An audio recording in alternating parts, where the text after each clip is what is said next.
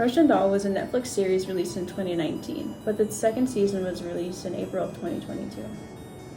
The cast includes Natasha Lyonne as Nadia, Greta Lee as Maxine, Elizabeth Ashley as Ruth, and Charlie Barnett as Alan, as well as Chloe Sevigny as Lenora. This show is a Russian doll, like the title suggests. Open one lid and there's more complications to follow inside. The second season builds on the Russian doll idea, but is based on the concept that life is a series of kaleidoscopic events, as Joan of Arc once said. The first season was about Nadia learning how to stop dying, and the second season is about her figuring out how to begin living.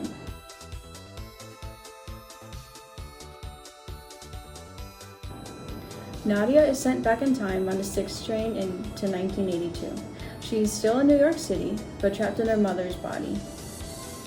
To make use of this predicament, Nadia spends the next few days traveling forward and backward in time throughout her family's history to return the last Krugerrands that her mother stole later that year.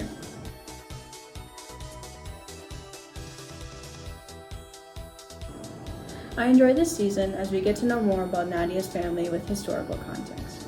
I also feel like Nadia's character was given a well-rounded arc that complements the first season. I enjoy that the second season is not exactly like the first, but deals with the concept of warped reality still. I would also like to mention that the show did a wonderful job illustrating generational trauma and personal misfortune. Nadia's character is gritty as well as witty, and I appreciate how her femininity is represented in this show. While her behavior is not always healthy, I appreciate that she's willing to fight for what she feels important to her. The subject matter of the show is dark and depressing, but the jokes balance the negativity. Nadia's humor is not for the faint of heart, and she is not scared to call someone out on their crap. I believe that the best part of the show is Nadia's growth as her down-to-earth character struggles to prioritize what truly matters. Objectively, I think that the colors in the show complement the subject matter. They are dark and desaturated, but have a variety of warm and cool color palettes that work well together with her hair.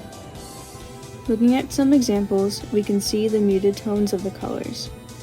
They make the 6th train feel dingy and cold. I appreciate when shows show the audience instead of telling them the message that they are trying to get across, such as the feeling of what being on the 6th train would be like. What I also liked was how there was always an accent color in each shot, whether it be red, yellow, blue, or anything in between. This kind of color use gives identity to the show, which I think is clever as it makes the show more recognizable to an audience. I would also like to point out that the colors change with the decades that Nadia visits throughout the season. As it grows more modern, the colors become more gray and less gritty with the film texture. While most of this video was my organized thoughts, I wanted to end this last bit unscripted, as that is a true reaction. And although I watched this show a few weeks ago, I was hooked. That is my honest reaction. I binged it all the way through first season through the second season. Although I cannot personally relate to exactly everything that Nadia was going through with her generational trauma, I can appreciate the way that she reacted to everything, as I believe that many people understand women to just take things as they come and not push back. And I appreciate that her character was one that was willing to bite the hand that feeds her, even if it isn't the right thing to do. I just appreciate how strong she is. Again, even though it may be unhealthy, I think it's a very important emotion to represent in media.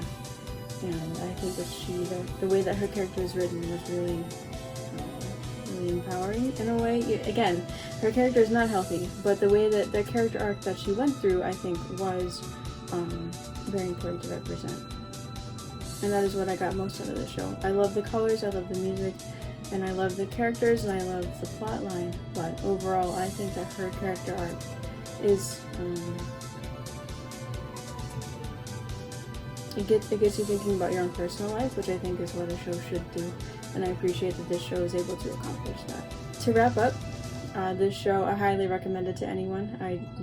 Doesn't matter what kind of background you come from. what kind of things you enjoy. I think that this show is important for everyone to watch. If you love Marvel and the multiverse crap, you'll eat it up. But I feel like